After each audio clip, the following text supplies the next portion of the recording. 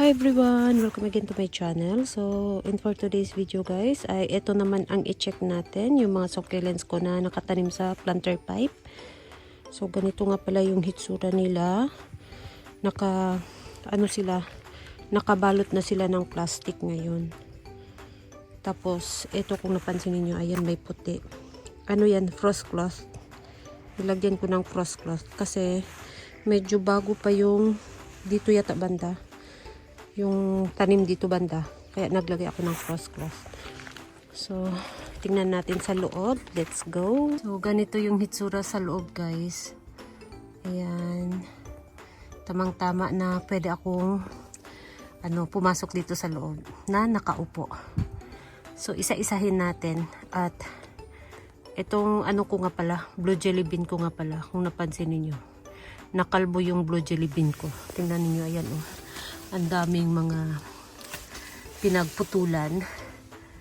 Tapos nagkaroon na siya ng mga bagong suloy kasi nakwento ko na rin dati sa mga matagal ko ng video. Ayun, meron kaming kapitbahay na yung nagtuturo siya ng mga flower arrangement.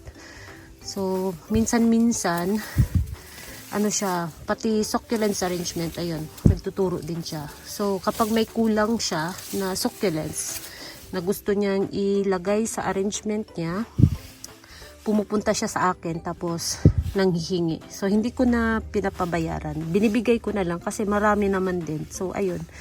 So, dito siya nakaisip na mag-cuttings. Yan. Kasi ito is pulang-pula to siya. Bago kinatings, yung mga dito, mga ganito, sobrang pula. Kaya ayun, ito yung kinatings niya. Tapos nagcuttings din siya dito kasi ang tataba. Ayan. So ayan na yung hitsura guys. Pero okay lang yan. Kasi next year, ayan, magkakaroon na naman yan ng bagong suloy. Ayan. So nung dati, ang kinatings niya ay yung mga sino ba to? Si Pretty and Pink. Yan yung mga kinatings niya dati. Tapos, ayun, dito na naman siya. So, ayan. So, padadamihin ko na naman ulit to. Ayan. Gusto kong dumami yung ko ulit. Meron naman akong, mga blue jelly bean na pinaparami ko ngayon. Nasa mini greenhouse. Pero gusto ko pang mas lalo pang dumami kasi gusto kong gumawa ng garden na puro blue jelly bean. Ayun. So, umpisahan natin dito sa dulo. Ayan, ang ganda ng kulay ni Robra. Ayan, si Robra guys. Sobrang pula na niya, diba?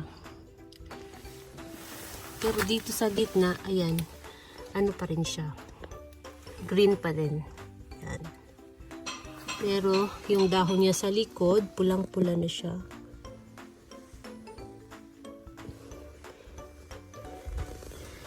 Yan guys, ang aking Robra. So kapag winter, medyo lumiliit sila kasi nga tumitiklop yung dahon nila. So lumiliit sila tingnan. Pero kapag parating na yung summer, ayun, bumubuka na naman sila. Kaya malaki sila tingnan during summer kasi nga bukang-buka sila. I-compare sa winter dahil malamig, ayun, tumitiklop. So si Apus,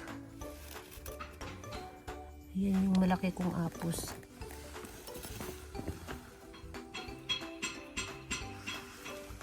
Tapos ito naman si Mira. May pagka-orange ang kulay. Pero kapag siya, nagiging compact at saka lagi lang siyang maliit. Tapos matagal na siya sa pot. Maganda yung kulay niya. Kahit summer maganda siya.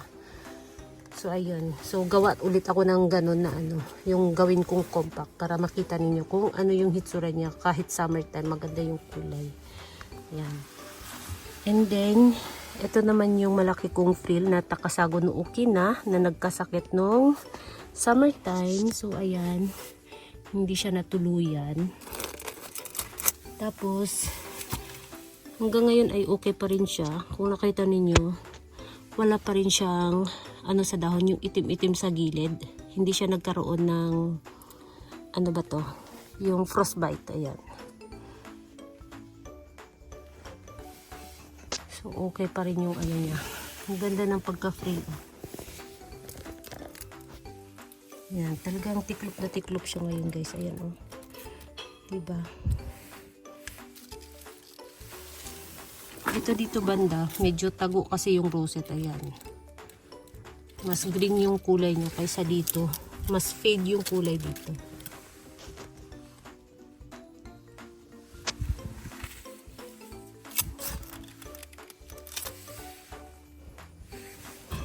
Marami din siyang babies oh.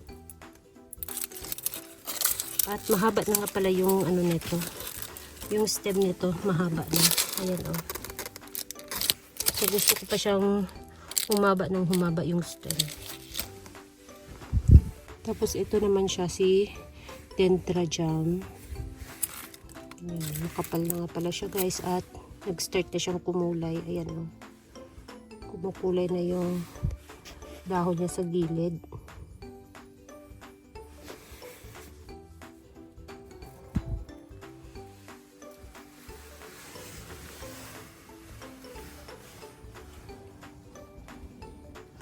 Tapos ito si ano naman to, si fire pillar. Ang laki na niya, di ba? Pumupula na rin si fire pillar. So maganda siguro siya hatiin para gumanda yung rosette niya. Hindi pa ano, hindi pa ganito. Para diretso yung ano ng rosette niya. Pa ano ba yan? Pa taas yung tubo. Hindi pa tagilid. Katulad nito, ayan oh. Si pink frill. Pero hindi siya pink. Kulay ano siya, bluish. So ayan, so next year iano natin to. Ano ba 'yun? Ihiwalay. Para yung tubo niya katulad nito, patayo. Hindi siya patagilid yung rosette. Yan. Tapos, ito naman siya si ano, sino ba to? Ay, hala, may natanggal. Si Sabrim. Ay, ayan. Matagal na pala siyang natanggal, guys. Oh. Nag-dry na, oh. Ayan. Marami na siyang ugat. Matagal na pala itong natanggal. Ay, may kumakain. May pupo na naiwan, oh.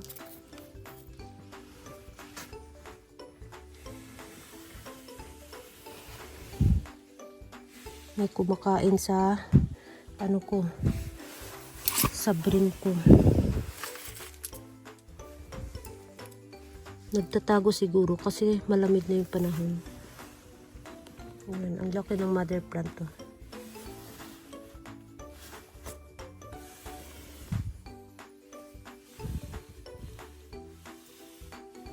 Tapos ito naman siya si Marcos. Ayan, naglagay ako dito ng Marcos.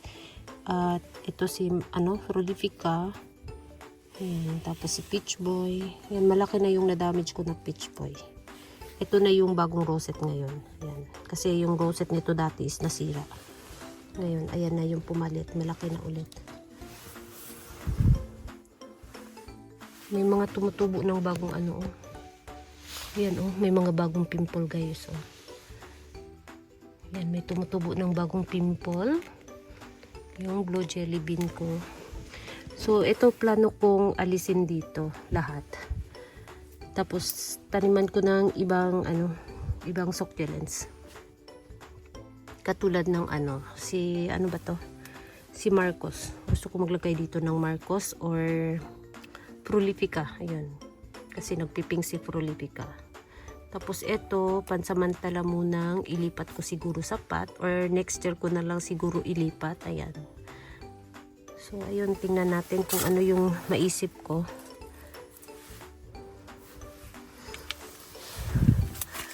Ayan. So, sa ngayon, ganito muna sila. May ano pa dito na ano. So, ganito yung hitsura niya guys bago siya pinatings. Mas mapula pa dito. Ayan. So, ito na lang yung natira. Pero okay lang yan kasi mabilis lang din naman yung dumami. At ito naman si Little Beauty. Pachyphytum compactum.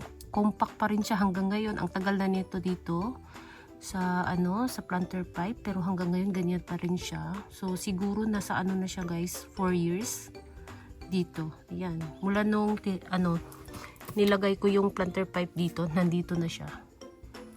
So nag-start lang siya sa dahon. Naglagay ako dito ng dahon, and then ayun, tumubo yung dahon hanggang ayan.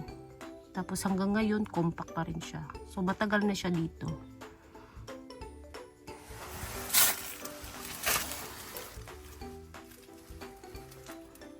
Tapos yung mibina ko, healthy na naman siya ulit.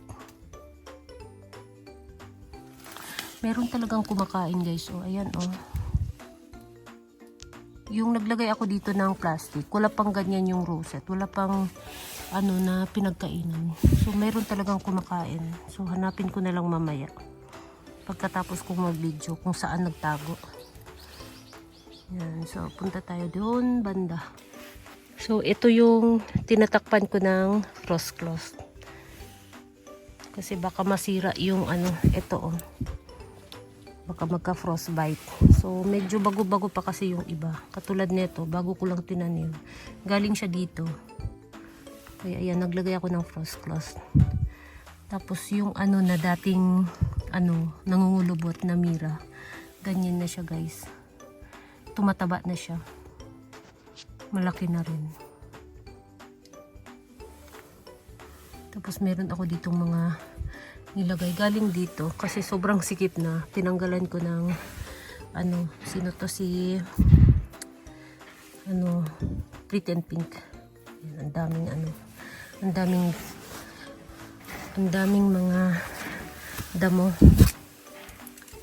Eto naman siya, si Chihuahuensis. Yung malaki kong Chihuahuensis, dito ko nilagay. Hanggang ngayon, ganun pa rin siya guys. Yan. Napaka pa rin niya. Napaka soft pa rin. Si napakakinis ng dahon ni Moonstone.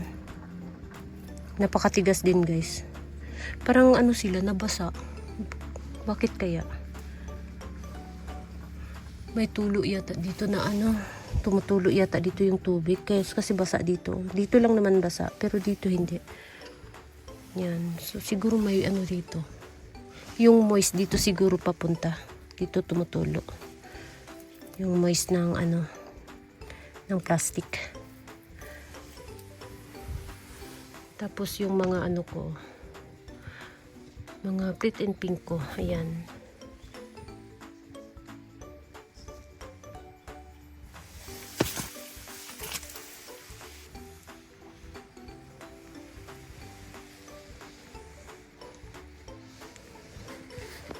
So, ayan guys.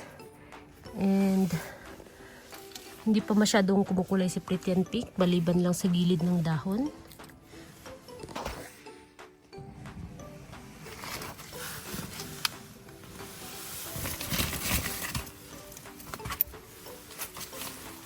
So, ito naman si Topsy-Turvy ko. So, ganito nga pala yung hitsura niya guys. So maganda siya kapag naging compact kasi nagiging chubby yung dahon niya. Itong mga dahon sa gilid, nagiging chubby siya. Hindi siya masyadong humahaba yung mga dahon. So parang nagiging heart yung dahon oh.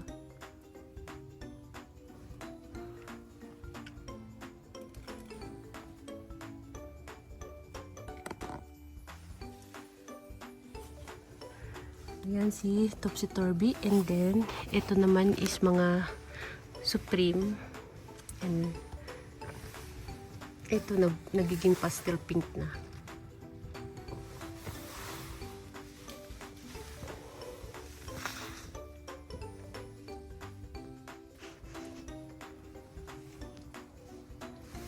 Ayan, kumakapal na yung Supreme ko dito. Ayan guys, makapal yung farina. Tingnan ninyo, ayan oh. Ayan, makapal yung farina ni Supreme. Parang mayroong variegation guys oh. Yung ibang dahon niya parang may variegation.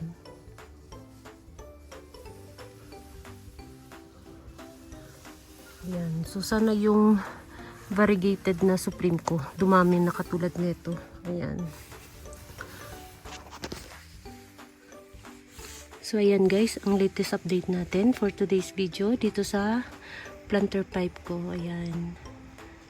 So, thank you so much for watching and please don't forget to subscribe and like to my channel. Sa hindi pa nakapag-subscribe, please subscribe my channel at i-click nyo na rin ang bell button para ma-update kayo pag nag-upload ako ng bagong video. Thank you so much for watching and see you on my next video. Bye-bye!